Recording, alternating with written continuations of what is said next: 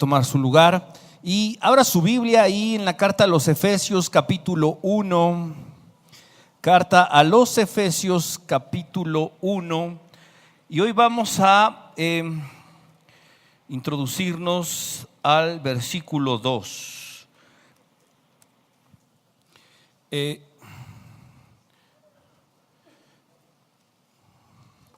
El versículo 1 ya nos dijo. Ya se presentó Pablo, ya dijo Pablo, apóstol de Jesucristo. Ya también nos dijo que por mandato de Dios, por la voluntad de Dios, sí, y se dirige, dice, a los santos y fieles. Ya hablamos de los escogidos, de los agios, sí, y de los pistos, de los fieles, aquellos que permanecerán, sí, no por sus méritos, no por su esfuerzo, sino por la gracia de Dios, por la obra y por el sostén que Dios será para nosotros en nuestra vida. Y ahora viene el deseo de Pablo para la iglesia, el deseo de Pablo para la iglesia de Éfeso.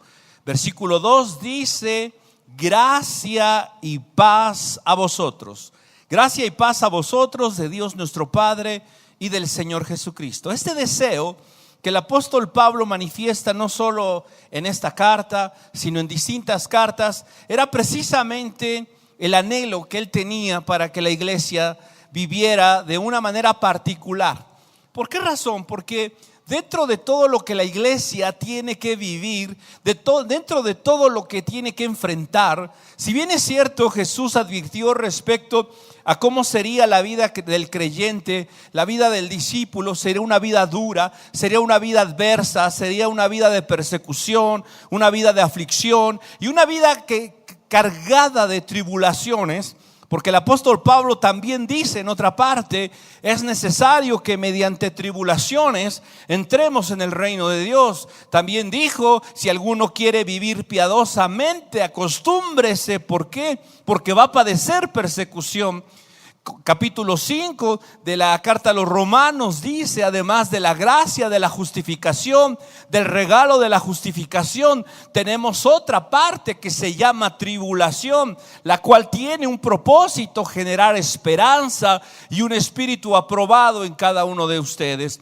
Pero en este caso, el apóstol desea algo particular para la iglesia. En este momento no les va a hablar respecto al sufrimiento, respecto al precio que tienen que pagar como creyentes, no para ser salvos, sino por el testimonio de Jesucristo. No, en este momento el deseo del apóstol para ellos es gracia y paz.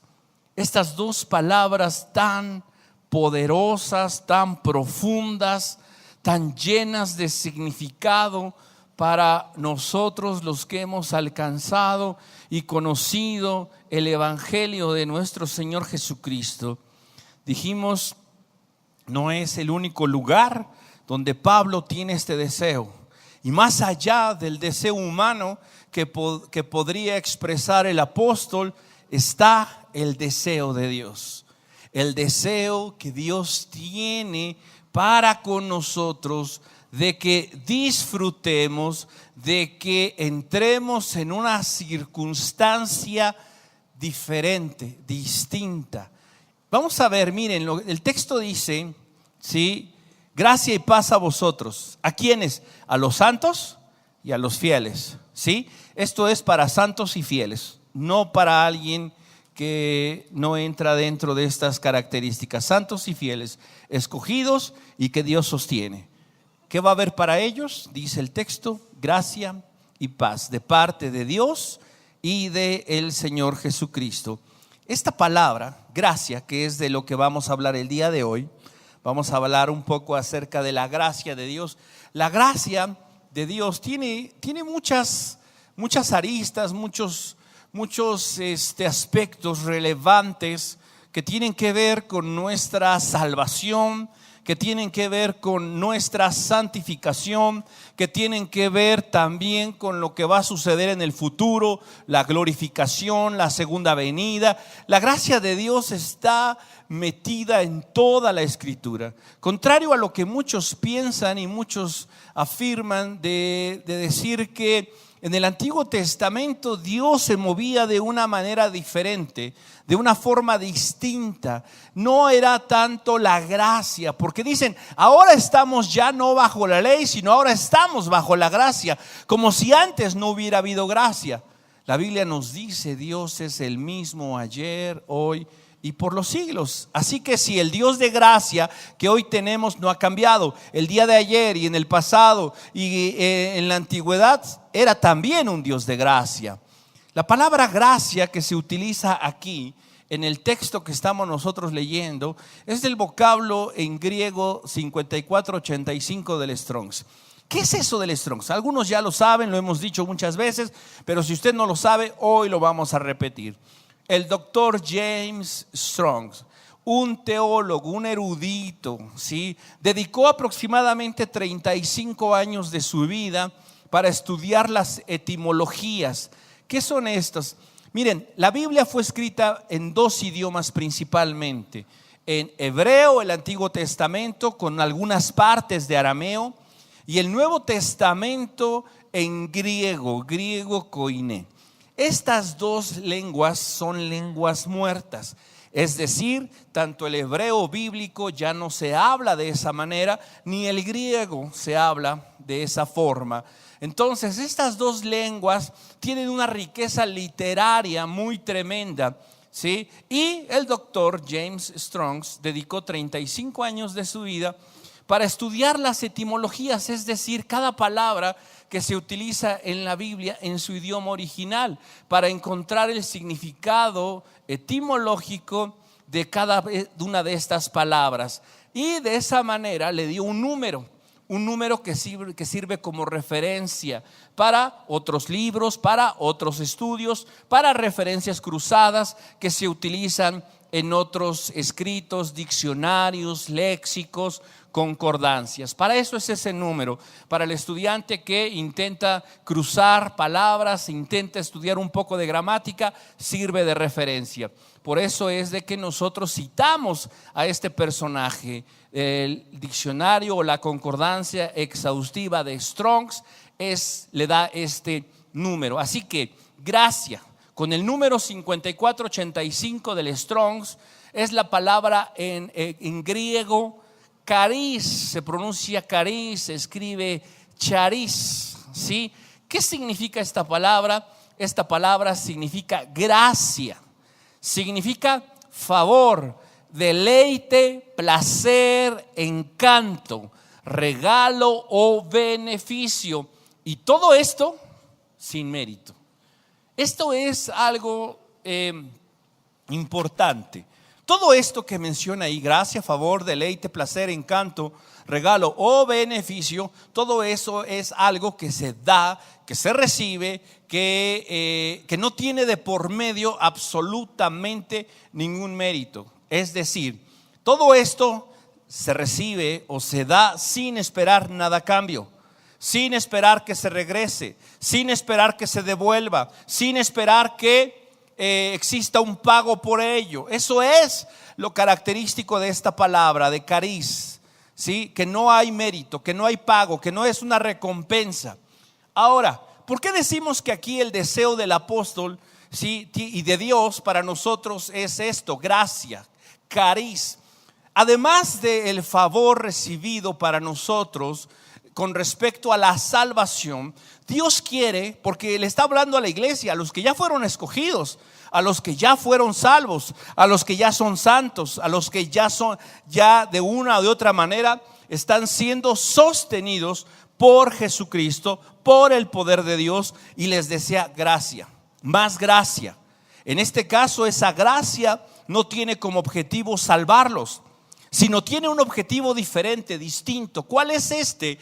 Tiene el objetivo de deleitarnos, de producir en nosotros cierto placer, encanto. ese regalo o ese beneficio que Dios quiere mostrar para con nosotros tiene un propósito no salvífico, por lo menos no en este caso, sino tiene el propósito de bendecirnos, de producirnos algo verdaderamente significativo que nos permita deleitarnos, disfrutar, permanecer encantados, siendo placenteros respecto no a los deseos de este mundo, no a los placeres carnales, no a aquello que es satisfactorio humanamente o carnalmente hablando, sino todo esto con respecto a Dios. ¿Cómo es nuestra vida? ¿Cómo es la vida del creyente?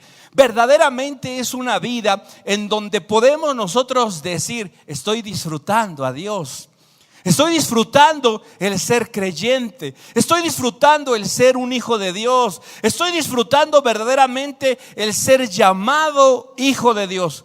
O es una carga, o es un pesar, o es algo que dice uno: híjole, ser cristiano no me ha ocasionado más que problemas, dificultades, persecuciones, broncas en el trabajo, disensión con la familia, persecución de aquellos que no creen en Dios. Si esa es nuestra perspectiva única y exclusivamente de la vida cristiana, no estamos nosotros disfrutando de la gracia de Dios. Si recordamos nosotros a los apóstoles cuando eran perseguidos, es más, cuando fueron encarcelados, metidos a la cárcel, en aquel cepo, con aquellas cadenas, ¿cómo estaban?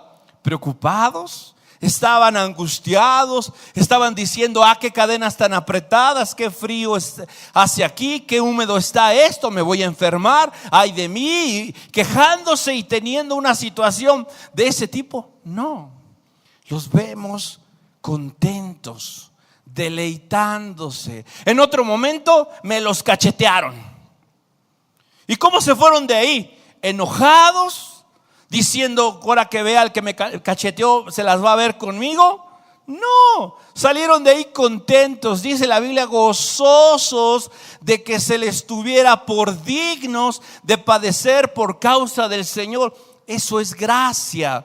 La gracia de Dios no solamente se manifiesta de Dios para nosotros en la salvación, sino se manifiesta para con nosotros también, para vivir y disfrutar de una manera plena la vida que Dios nos ha concedido. Así que Dios no solamente manifestó su gracia para con nosotros, enviando a su Hijo Jesucristo para morir en nuestro lugar, sino que además nos dio la entrada y el acceso a una vida plena, libre, en donde nosotros podemos encontrar un deleite, una paz, una tranquilidad, una certeza que nos permita disfrutar de lo que Dios nos ha concedido.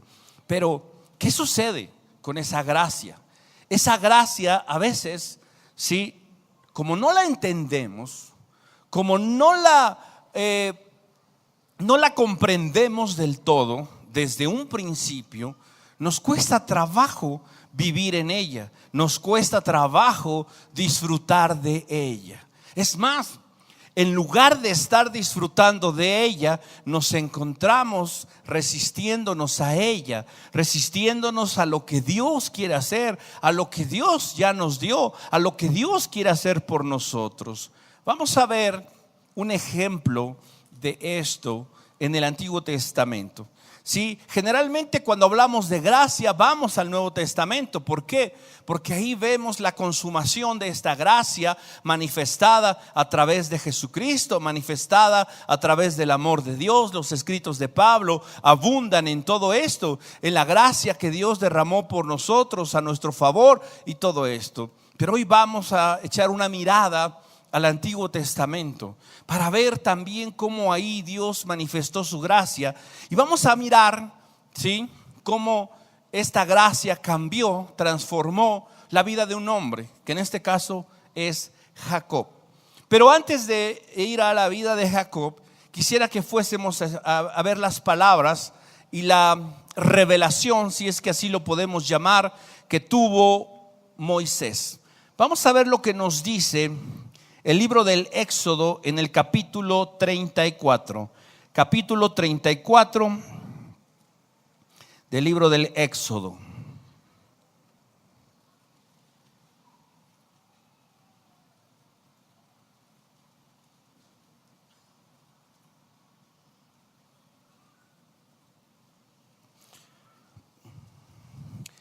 Verso 1. Jehová dijo a Moisés: alízate 2 tablas de piedra, como las primeras. Escribiré en ellas las mismas palabras que estaban en la que hiciste pedazos. Dios no es rencoroso, pero sí puntual respecto a los hechos. Prepárate para subir al monte Sinaí mañana temprano y presentarte delante de mí en la cima del monte. Nadie puede acompañarte, de hecho no debe haber nadie. Perdónenme ustedes, estoy yo en otra versión. Y no suba hombre contigo, ni parezca alguno en todo el monte. Ni ovejas ni bueyes pascan delante del monte. Y Moisés alisó 2 tablas de piedra como las primeras, y se levantó de mañana y subió al monte Sinaí, como le mandó Jehová. Y llevó en su mano las 2 tablas de piedra.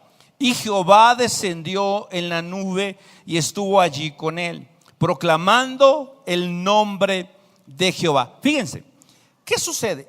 Resulta que Dios le habla a Moisés y le dice: Moisés, necesito que subas al monte, que prepares un par de tablas como aquellas que rompiste, como aquellas que despedazaste, y entonces subas. Y en ese encuentro que iba a tener Dios con Moisés, le dice: no quiero a nadie ahí. ¿Por qué? ¿Acaso Dios rechazó a todo el pueblo de Israel? ¿Acaso Dios en esta ocasión le dijo a todo el pueblo: no quiero verlos porque solamente quería estar con Moisés? No. La primera ocasión, ¿sí?, todo el pueblo, cuando tuvo la oportunidad de acercarse a Dios, ¿qué fue lo que dijo el pueblo? No queremos saber nada de eso, mejor ve tú y ahí nos platicas. No es que Dios no quisiera nada con el pueblo no quiso nada con Dios. Y como este era un asunto y un encuentro muy profundo donde la gloria de Dios se iba a manifestar, Dios le dijo: ¿sabes qué? No quiero a nadie en el monte, es más, no quiero a nadie cerca del monte. Sube tú solo. Y entonces cuando subió Moisés al monte y pudo de una o de otra manera contemplar parte de la gloria de Dios, el reflejo de la gloria de Dios, esta gloria, ¿sí?, esta gloria que vemos nosotros aquí, esta kavod, que en el hebreo, que esa es la gloria, ese es un peso, ¿sí?, algo material, el reflejo material de algo que no se puede ver, de algo intangible, de algo que está oculto, de algo que no es visible ni palpable. Es decir, cuando la Biblia dice gloria de Dios, no está diciendo propiamente que es todo Dios, sino es lo que el hombre puede ver. Y en este caso Moisés, al estar ahí en presencia de la gloria de Dios, lo que Dios le pudo mostrar de él, Moisés no pudo hacer otra cosa más que proclamar el nombre de Jehová. ¿De qué manera? De distintas formas.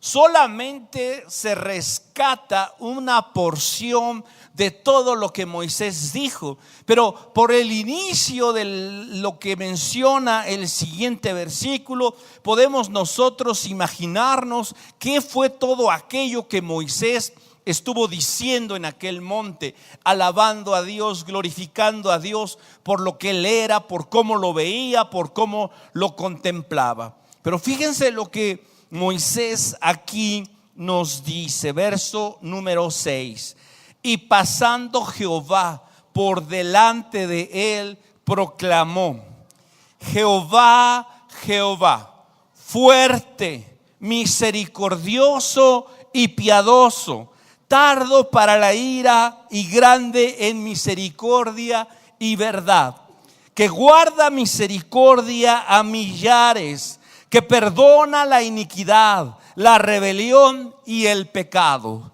y que de ningún modo tendrá por inocente al malvado, que visita la iniquidad de los padres sobre los hijos y sobre los hijos de los hijos hasta la tercera y cuarta generación.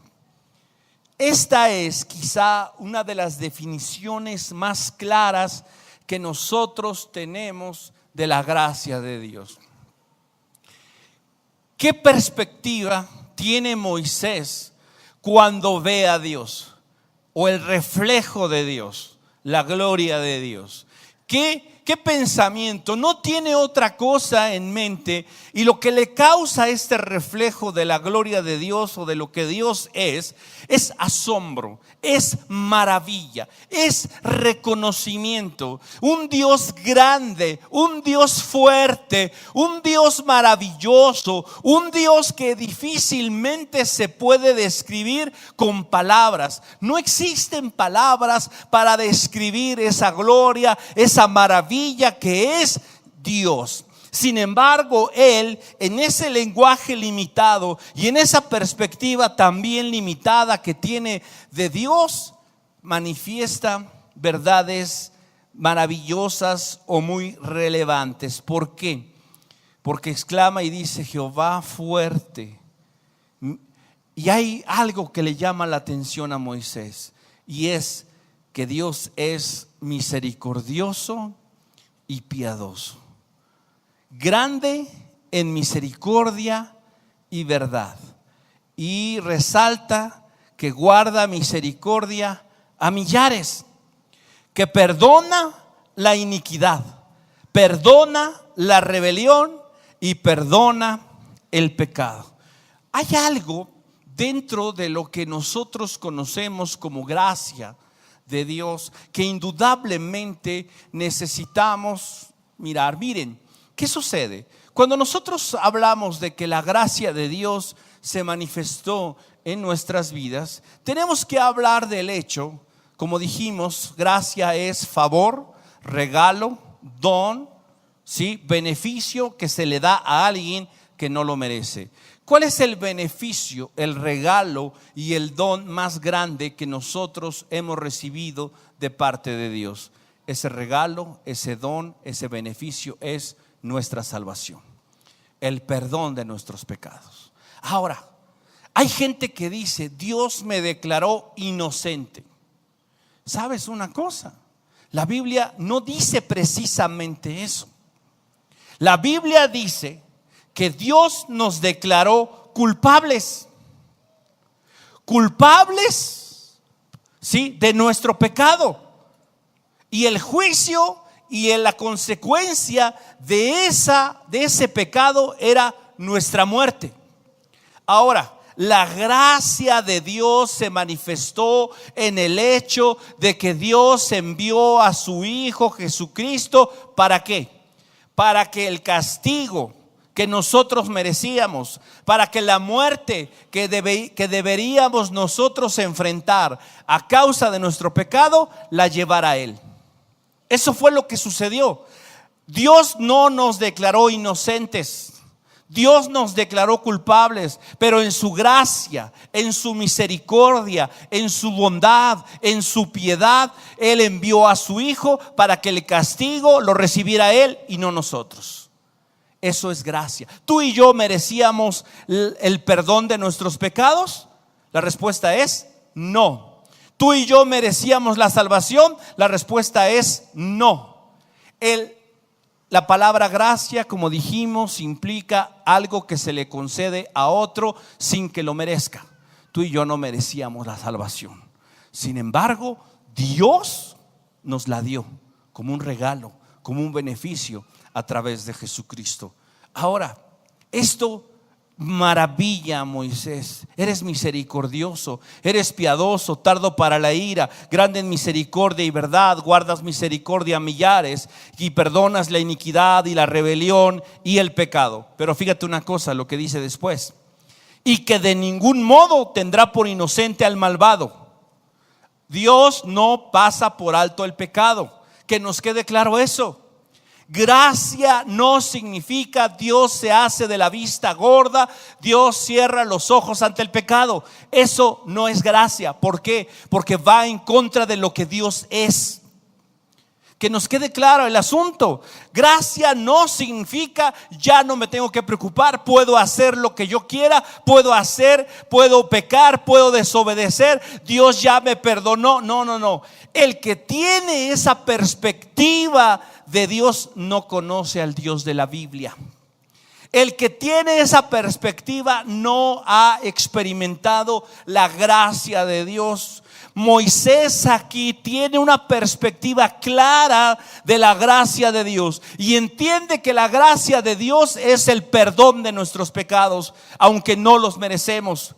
Y entiende también que Dios no se olvida del pecado. De hecho, tan no se olvida del pecado que Cristo tuvo que cargar el pecado de todos nosotros en la cruz del Calvario. Ahora, el pensamiento de Dios no ha cambiado. Sigue siendo el mismo desde Moisés hasta nuestros días. Y si yo creo que porque estoy en la gracia de Dios, viviendo en el tiempo llamado así de la gracia de Dios, Dios no va a tomar en cuenta mi pecado, estoy completamente equivocado. ¿Por qué? Porque la gracia que Dios tiene hacia nosotros no cierra los ojos ante el pecado. Debemos de entender eso. Ahora, centrémonos en el hecho de que Dios perdona nuestro pecado, hace posible lo que era imposible para nosotros: salvación. Dios sabía que el hombre no podía salvarse a sí mismo, por eso envía a su Hijo Jesucristo para que haga y cumpla con lo necesario para que tú y yo recibamos el perdón de nuestros pecados, la salvación de nuestra alma. Pero ahora, todo eso vamos a trasladarlo a la vida de un hombre, a la vida de Jacob, para entender cómo la gracia se manifiesta también en nuestras vidas y cómo a veces nosotros nos resistimos a ellas. Vamos a Génesis capítulo 28.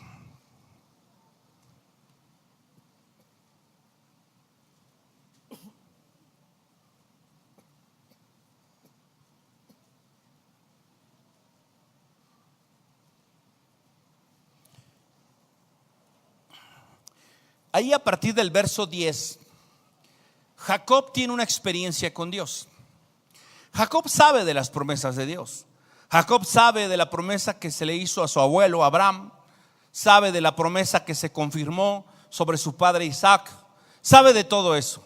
Sabe que Dios es real. Sabe que Dios existe. Tiene conciencia de Dios. De hecho, toda su vida él intentó buscar de una o de otra manera el favor de Dios, como lo vamos a ver más adelante. Aquí, en este momento, él se acuesta sobre una piedra, ¿sí? Y tiene un sueño. En ese sueño ve una escalera que llega hasta el cielo. Suben y bajan ángeles. Y esta experiencia que tiene Jacob en aquel lugar le hace darse cuenta que Dios está ahí. Verso 13 dice: y he aquí Jehová estaba en lo alto de ella. ¿De cuál? De la escalera. El cual dijo: yo soy Jehová, el Dios de Abraham tu padre y el Dios de Isaac. La tierra en que estás acostado te la daré a ti y a tu descendencia. Fíjate, aquí ya hay una promesa. ¿Cuál es la promesa? Dar. Dios dice: te la daré a ti y a tu descendencia. Quisiera que ustedes me dijeran cuál es la condición que le pone Dios a Jacob. ¿Qué condición le pone Dios a Jacob para darle la tierra? A él y a su descendencia. ¿Cuál es? ¿Encuentran ustedes alguna condición? No hay condición. Esto que hace Dios con Jacob es por la justicia de Jacob. No, le confirma la promesa hecha a su abuelo y a su padre.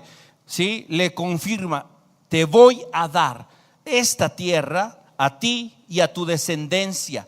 Verso 14: será tu descendencia como el polvo de la tierra, y te extenderás al occidente, al oriente, al norte y al sur, y todas las familias de la tierra serán benditas en ti y en tu simiente.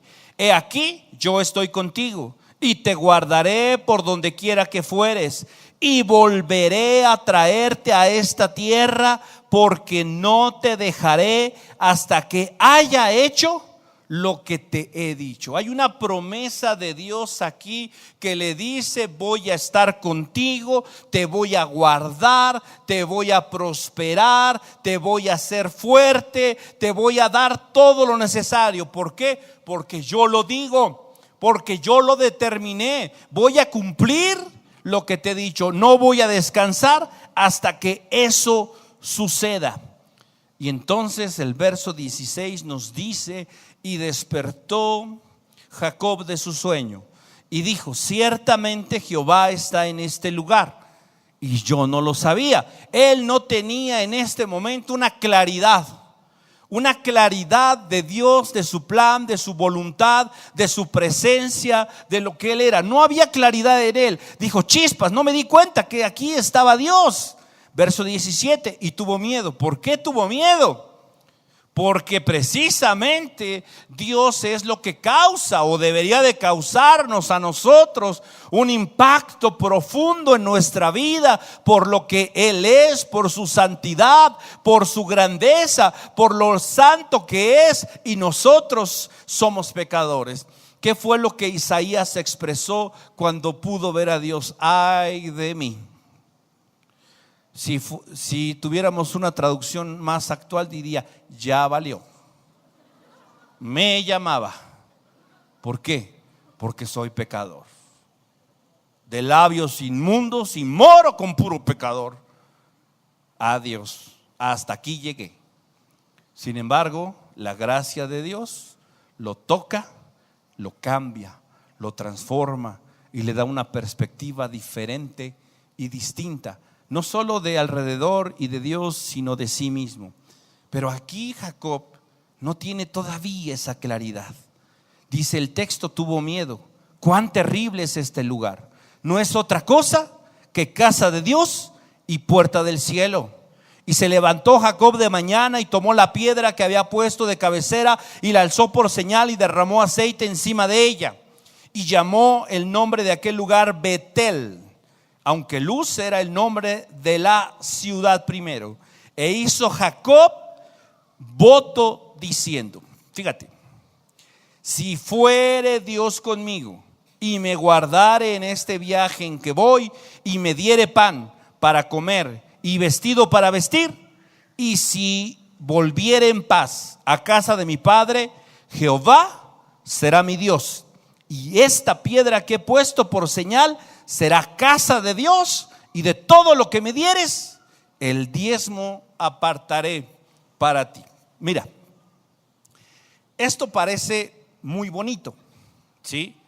Parece un buen trato lo que hace Jacob, pero no escuchamos la respuesta de Dios, o por lo menos no queda plasmada en la escritura la respuesta de Dios. Mira, Dios le dice: te voy a dar, te voy a bendecir, voy a estar contigo, tu descendencia será numerosa, maravillosa, grandiosa, te prometo, yo soy Dios y te lo voy a cumplir, y no descansaré hasta cumplirlo. Y entonces le dice Jacob a Dios: mira, ya me dijiste tus planes, pero ahora van los míos. Ya me dijiste lo que tú quieres hacer, ahora te voy a decir lo que yo voy a hacer y cómo le vamos a hacer.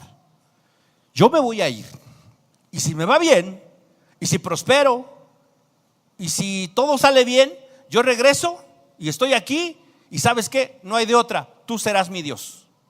Y es más, el diezmo te voy a apartar para ti. ¿Cómo ves? ¿Te parece bien el negocio? Imagínate. O sea, Dios le está diciendo que Él va a hacer todo. ¿Y qué dice él? ¿Qué dice Jacob? No, lo vamos a hacer a mi manera. Lo vamos a hacer a mi forma. Lo vamos a hacer de esta manera. Mira, y si después de todo, que todo sale bien y me va bien, entonces, ahora sí, podemos decir que va a ser mi Dios y yo te voy a servir y yo te voy a dar los diezmos. Resulta que hay algo particular en la vida de este hombre que marca su vida, o que marcó su vida hasta cierto momento. Cuando Jacob estaba en el vientre de su madre, resulta que no estaba solo. Estaba ahí con su hermanito llamado Esaú. Y dice la Biblia que cuando estaban en el vientre de su madre, estaban peleando ahí. Y su madre dice: estos chamacos me van a matar. ¿Por qué? Porque se movían y se peleaban allá adentro. Y entonces Dios le dijo: no te preocupes, 2 naciones se están gestando en tu vientre y van a ser grandes y van a ser fuertes. ¿Y sabes qué? Pero el menor va a dominar al mayor, es decir, el mayor servirá al menor. Va a tener la preeminencia el más chico. Tú no te preocupes, todo esto viene de Dios. Ok, siguió el embarazo y seguían con el pleito allá adentro. Llegó el momento en el que iban a nacer, y entonces la partera sacó al primero, jaló al primero. Era Esaú, uno todo velludo. ¿Sí? Ese era Esaú, y lo estaba sacando. Y resulta que parecía como que se resistía a salir. Sacó la mayor parte de su cuerpo, pero resulta que ¿quién creen que lo estaba agarrando del tobillo? Jacob. No, tú no sales primero. No. Y lo jalaba. Y entonces lo soltaron, sacaron a Esaú. Esaú fue el primogénito y luego salió Jacob. Jacob dijo: esto no se va a quedar así. Y entonces, ¿qué sucedió más adelante? Jacob quería la primogenitura. Jacob quería ser el primero, quizá por la promesa de Dios, quizá por la influencia de mamá, por lo que tú quieras. Pero él dijo: yo voy a conseguir eso. Y lo hizo. Trazó un plan, su hermano se fue a casar y pensó y dijo: él regresa cansado, regresa hambriento, y pues yo casualmente voy a preparar un potaje aquí en el camino por donde él pasa. El hermano regresó caminando por aquel camino, vio que su hermano estaba cocinando. El hambriento, regresar de todo el día de cacería, le dijo: hermano, regálame un platito, no seas así. Le dijo: oye, pues ¿cómo así de gratis? Vamos a hacer un trato. Tú véndeme tu primogenitura, regálame, dámela, te la cambio por la comida. Esaú pensó y dijo: ¿de qué me sirve la primogenitura? Ok, es tuya la primogenitura, dame el plato de lentejas. Comió y se sació, estuvo contento, ¿sí? Y ya le robó la primogenitura. Después, cuando el padre iba a morir, dijo: no solo necesito la primogenitura, necesito la bendición de mi papá. Se disfrazó, engañó, creó un plan con su mamá en donde se puso pelo de cabra para que simulara a su hermano. Su padre ya estaba ciego, ya no veía, ya estaba muy grande, a punto de morir. Tocó pelo, dijo: ese es Esaú. Y lo bendijo como Esaú, lo bendijo como el primogénito. Y era Jacob. Su hermano se entera, lo quiere matar, se escapa, ¿sí? Y después pasa toda esta serie de eventos que ya narramos. Ese era Jacob. Jacob, acostumbrado a hacer las cosas por él, lograr lo que quería por él, con pensamiento, inteligencia, astucia, con todo lo que tú quieras lograr. Acostumbrado a conseguir lo que quería bajo sus términos, bajo sus condiciones, con sus elementos, con su astucia, inteligencia, con lo que ustedes quieran. Él era el centro de todo, ¿sí? Y llega a este encuentro con Dios. Dios le propone que le va a dar, que lo va a bendecir, lo va a prosperar, que él va a hacer todo lo necesario. Y dice Jacob: no, yo necesito, ok, que me ayudes a mí. Yo voy a hacer las cosas, tú me ayudas a mí. Sabes, a veces así vemos a Dios. No vemos a Dios como el que nos da todas las cosas, sino como el que nos echa la mano. Como el que cuando necesitamos un empujón, nos da el empujón, pero soy yo el que consigo las cosas. Soy yo el que determino los planes de mi vida. Soy yo el que alcanza las situaciones, los éxitos, los logros. ¿Sí? No es Dios, Dios me ayuda a mí, pero pues yo soy el que trabaja. Yo soy el que se levanta, yo soy el que le mete ahí la inteligencia, el conocimiento. Yo soy el que se quemó las pestañas, dicen algunos. ¿Sabes qué? Esa es la perspectiva de Jacob. Pero ¿qué sucedió después? Después de este encuentro en Betel, tiene otro encuentro con el ángel de Jehová. Aquella noche se encuentra con el ángel de Jehová y le dice: quiero que me bendigas. Y el ángel de Jehová le dice: no te voy a bendecir, me tengo que ir. Y le dice: pues no te vas de aquí hasta que me bendigas. Y peleó con Dios, literalmente luchó con Dios. Y dice la Biblia que el ángel tuvo que tocarle el muslo para descoyuntarle, dislocarle el muslo, y que entonces lo dejara ir y lo bendijo. Y entonces le preguntó: ¿cómo te llamas? Jacob. Ok, a partir de hoy ya no te vas a llamar Jacob, te vas a llamar Israel. ¿Por qué? Porque peleaste con Dios y lo venciste. Wow. Y si nosotros nos quedamos con eso, pensamos una vez más, Jacob consiguió por él mismo, por sus fuerzas, por su capacidad, por su habilidad, lo que él quería. Sorpresa, la Biblia nos dice la verdad. Vamos a ver este relato en el libro de Oseas, capítulo 12. Oseas, capítulo 12.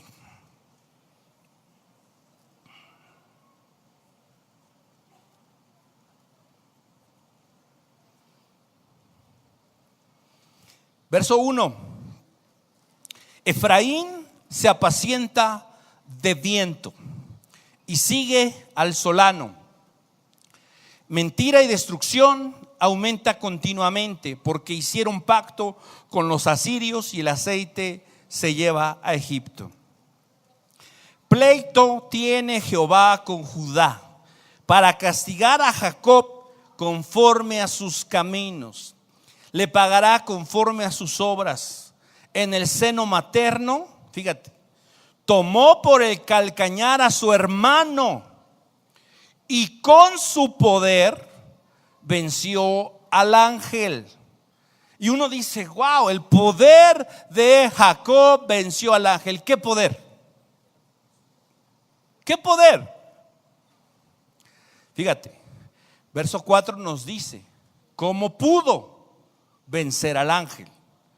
Verso 4 dice: venció al ángel y prevaleció. Lloró y allí habló con nosotros.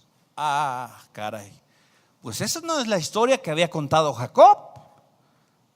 Jacob dice: aquella noche fue una pelea y una lucha muy difícil, pero salí victorioso.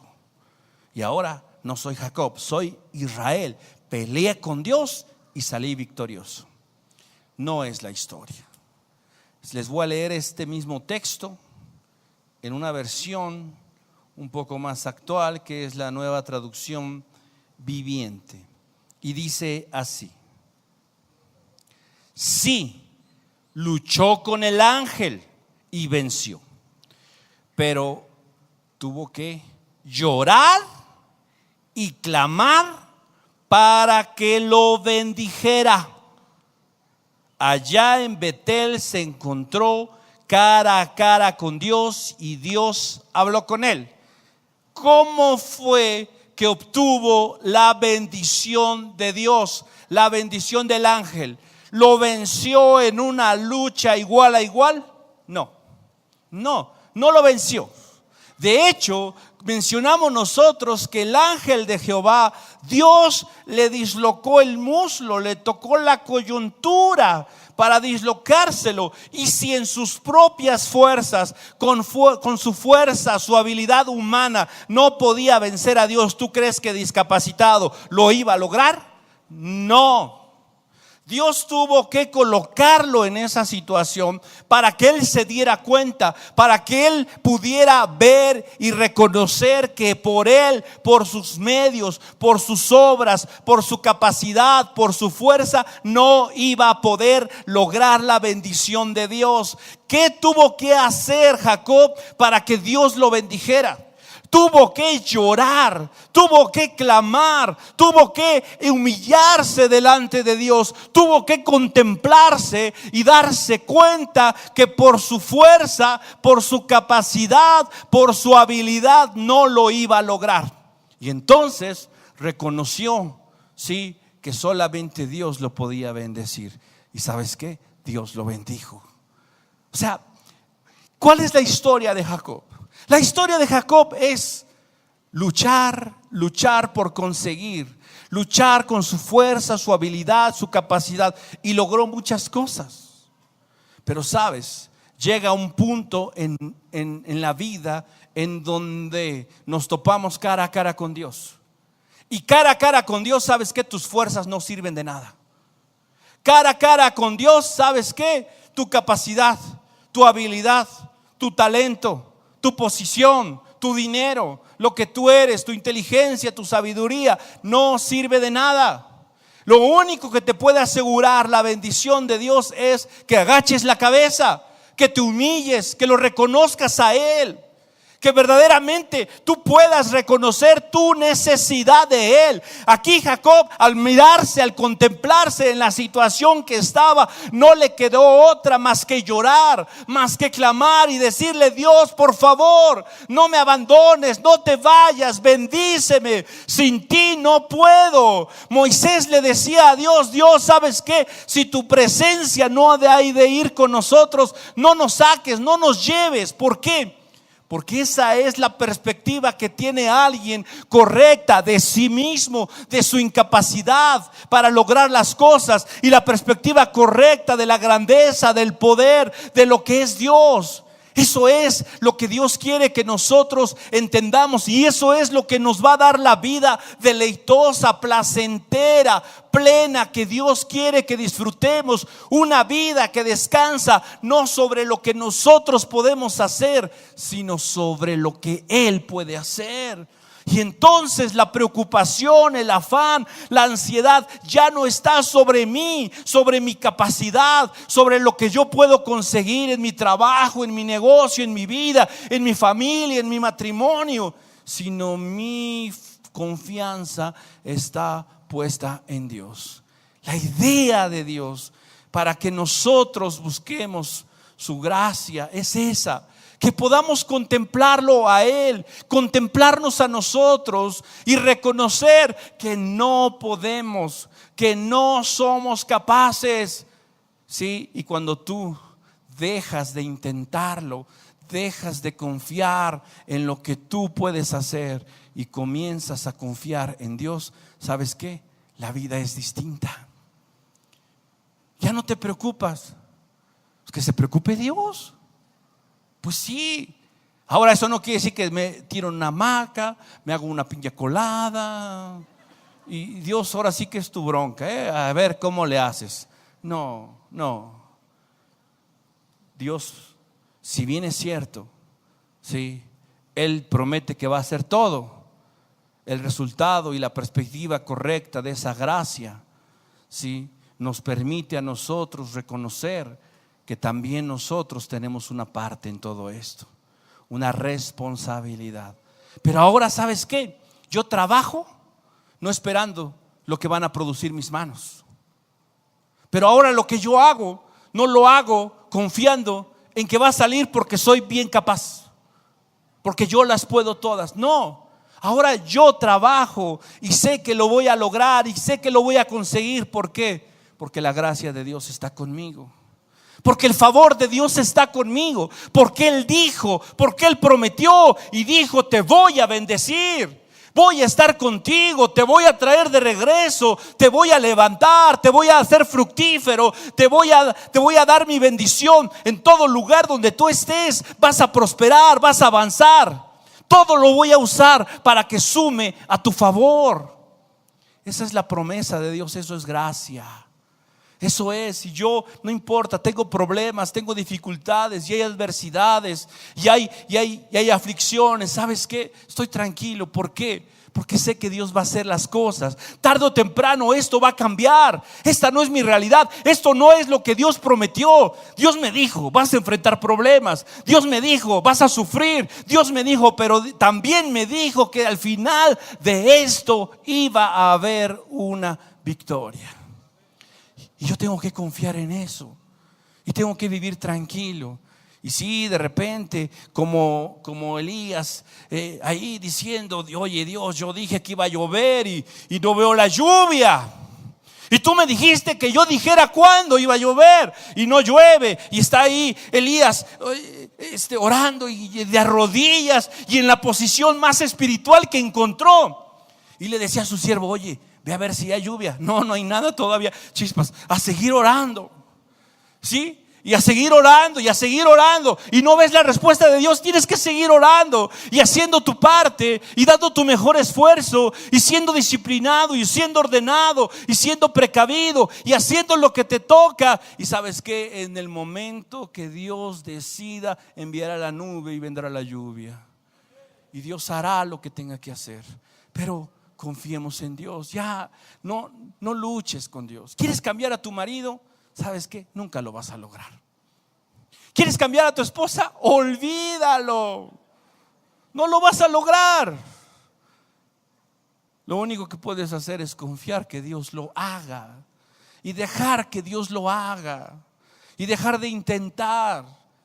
Si quieres cambiar las cosas y las realidades, haz lo que te toca, pero déjale a Dios lo difícil y déjale a Dios lo imposible, porque Él prometió y Él lo hará. Eso es gracia. Yo descanso, yo me deleito en Dios. Y sabes que yo me dedico a lo que tengo que hacer, lo que me toca. Si en el momento que lo tenga que hacer, si tengo que trabajar, trabajo. Si tengo que esforzarme, me esfuerzo. Si tengo que ser disciplinado, amoroso, cariñoso y decir bonitas palabras y esto y aquello, según lo que me toque y lo que esté a mi alcance, yo lo tengo que hacer.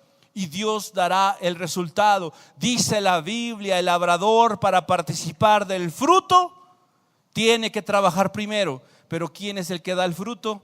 Dios. Dios dará el fruto. Y tú verás tu casa, tu familia, tu esposa, tu esposo transformado. Verás cómo tus circunstancias cambian.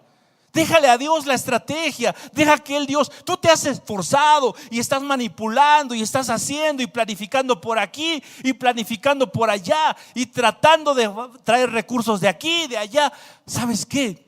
Deja de intentarlo, haz lo que te toca, todo honestamente, todo por lo justo, la justicia, lo correcto. ¿Y sabes qué? Dios hará lo demás. Confiemos en Él. Pablo le dice a los santos y a los fieles: gracia para ustedes. Deleítense, descansen en que Dios ya prometió, Dios ya dijo. No seamos como Jacob. No seamos como Jacob. Seamos como Israel. Fíjense, Jacob, el nombre de Jacob viene de una palabra hebrea, Jacob, ¿sí? Esta palabra hebrea significa, ¿sí? Significa muchas cosas, pero una de ellas es suplantador, mentiroso y todo lo que se le parezca. Tranza, manipulador, todo cabe ahí, ¿sí? Ahora, ese era Jacob. El que buscaba, el que hacía, el que manipulaba, suplantaba, mentía, hacía lo necesario para conseguir las cosas. ¿Por qué? Porque no tenía una perspectiva correcta de Dios ni de su gracia. Pero fíjate una cosa, Dios le dice: ya no vas a ser Jacob, ahora vas a ser Israel. Israel, ¿sí? La palabra Israel proviene de un vocablo que es Yisrael, ¿sí? Donde significa literalmente Dios prevalece. A ver, dime una cosa. ¿Crees que le vas a ganar a Dios? ¿Sabes qué? Te va a dislocar tu muslo. te va a romper la cabeza, te va a arrancar el brazo, va a hacer lo que sea necesario para que te caiga el 20 y te veas tú incapaz. ¿Quieres eso? ¿Quieres aventarte una pelea con Dios donde lo único que vas a lograr va a ser una paliza? Adelante, peléate con Dios. El nombre de Israel significa Dios prevalece. En una pelea tú con Dios, el único que va a prevalecer no eres tú, es Dios.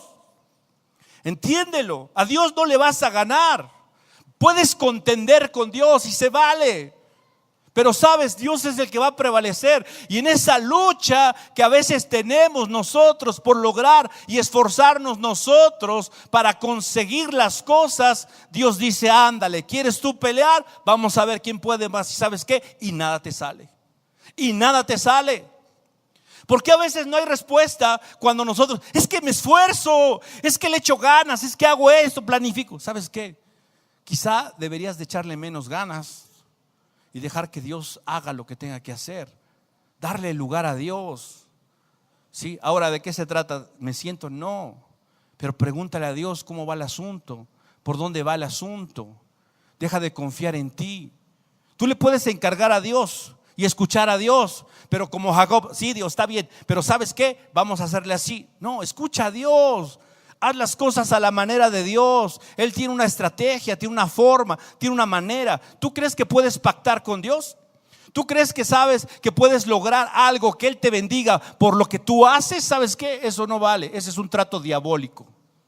Pactar con Dios es del diablo. Fíjate, ¿qué hizo Jacob? Le dijo a Dios: Dios, si yo voy y me va bien y esto y lo otro, y ¿sabes qué? Yo te voy a servir, tú serás mi Dios y hasta una lanita te voy a dar. ¿Cómo ves? ¿Tú crees que puedes hacer eso con Dios? Ese trato le encantaría al diablo, porque él piensa de esa manera. Esa es su forma de pensar, esa es su forma de actuar. Si no, lee el libro de Job en el capítulo 1, cuando Dios le dice al diablo, a Satanás: oye, ¿has visto a mi siervo Job? ¿Cómo es? Bien servicial, bien obediente, temeroso y le echa muchas ganas. Y le dice el diablo: ¿tú crees eso? No, Dios, estás pero bien mal. ¿Tú crees que Job te sirve de a gratis, te obedece de gratis y hace lo que hace de a gratis? No. Te sirve y hace lo que hace porque tú le das, porque tú le bendices, porque tú ahí estás para todo lo que se le ofrece. A ver, quítale todo y verás cómo no se olvida de ti. Quítale todo, tócalo, quítale todo, su familia, su dinero y todo lo que tiene, y entonces vas a darte cuenta. Fíjate, ese es el pensamiento del diablo. Eso es diabólico. Pensar que puedes tú que hacer algo para agradar a Dios o para que Dios te bendiga, o pensar y decirle: Dios, ¿por qué no me bendices si yo hago esto, si yo he hecho esto, si yo me cuido, si yo hago esto? ¿Sabes qué? Eso viene del diablo. Eso no es una perspectiva de Dios. Eso no es una perspectiva de la gracia de Dios. No podemos hacer eso. Jacob después no hizo ningún pacto con Dios. Ya entendió que Dios era el que iba a hacer todas las cosas. Entendió cómo era el asunto. Y eso es lo que tú y yo necesitamos entender. Sabes, Cristo ya lo hizo todo en la cruz del Calvario. Tú y yo ya no tenemos que hacer nada. Él ya venció, Él ya ganó. Él dijo: te voy a dar todas las cosas juntamente con mi Hijo. Y en todo lo que enfrentes, persecución, adversidad, hambre, desnudez, esto, espada, todo, persecución, sabes, en todas estas cosas vas a ser más que vencedor por medio de Jesucristo. No en tus fuerzas, no en tu capacidad. ¿Qué tengo que hacer para que la gracia de Dios se manifieste? Agacha la cabeza, humíllate delante de Él. Deja de hacerlo en tus fuerzas y deja que Él tome el control de tu vida y que sea Él el que haga todas las cosas. Vamos a inclinar nuestro rostro. Señor, en el nombre de Jesucristo, en esta tarde te damos las gracias, porque en ti tenemos todo, porque solamente de ti provienen todas las cosas que son permanentes, que trascienden en la eternidad. Gracias porque nosotros no merecíamos, Dios, no merecíamos tu favor, no merecíamos tu perdón, no merecíamos, Padre Celestial, otra cosa sino el castigo. Un castigo eterno, un castigo por nuestro pecado, un castigo por nuestra desobediencia, un castigo porque nos olvidamos de ti. Sin embargo, tú en tu misericordia, en tu piedad, en tu bondad, mostraste gracia. Nos diste un favor, nos diste un beneficio que no merecíamos, que fue el perdón de nuestros pecados.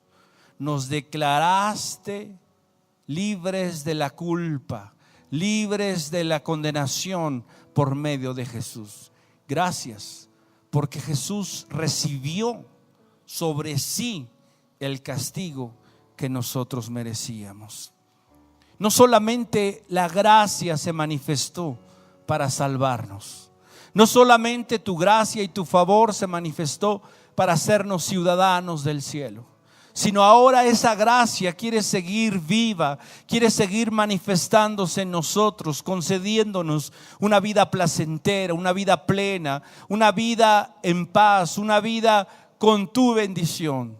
Eso es lo que ahora debemos de buscar y procurar, sin importar la adversidad, sin importar las aflicciones, los problemas y las dificultades, Señor. Queremos vivir en esa gracia, humillados delante de ti, reconociendo que nosotros seguimos siendo incapaces de lograr las cosas.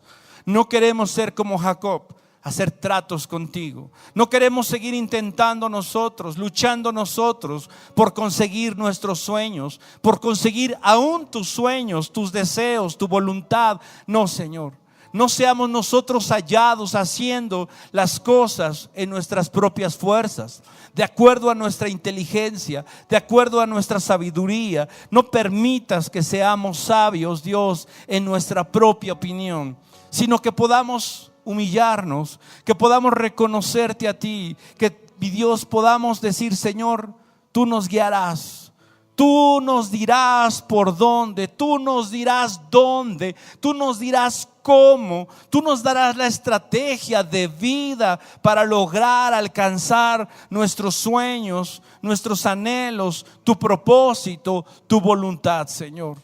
Hoy nos rendimos a ti, a tu voluntad, a tu propósito, Señor. Hoy te decimos, Dios, como Jacob, no podemos, Dios, no podemos nosotros. Nos miramos, nos contemplamos y nos sentimos, Dios, incapaces en nosotros mismos de avanzar, de lograr tus planes, de lograr tus propósitos, Dios. Te decimos, te necesitamos. Necesitamos tu bendición, necesitamos tu gracia. ¿Por qué? Porque tu poder se perfecciona en nuestras debilidades. Tu poder se perfecciona donde nosotros no podemos, donde nosotros reconocemos que somos débiles, que somos frágiles, que somos incapaces. Ahí se manifiesta tu poder, ahí se manifiesta tu gloria, ahí se manifiesta tu gracia. Señor, en esta tarde te pedimos en el nombre de Jesús que podamos vivir confiados, tranquilos y en paz, conociendo y sabiendo que tu gracia llevará a cabo todas las cosas. Tú dijiste, tú harás, tú cumplirás. Señor, te damos las gracias y te pedimos, Señor, en el nombre de Jesús, también en esta tarde, que tú, a través de tu Espíritu, puedas convencer a aquellos, Dios, que no tienen una experiencia contigo. ¿Cómo conocer y experimentar la gracia de Dios? Si no te conocen, no es posible, no hay posibilidad.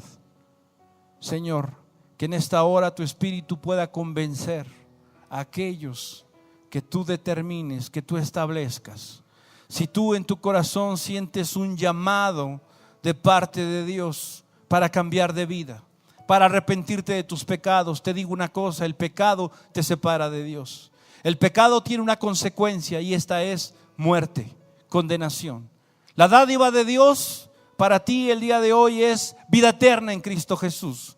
¿Qué es lo que tienes que hacer?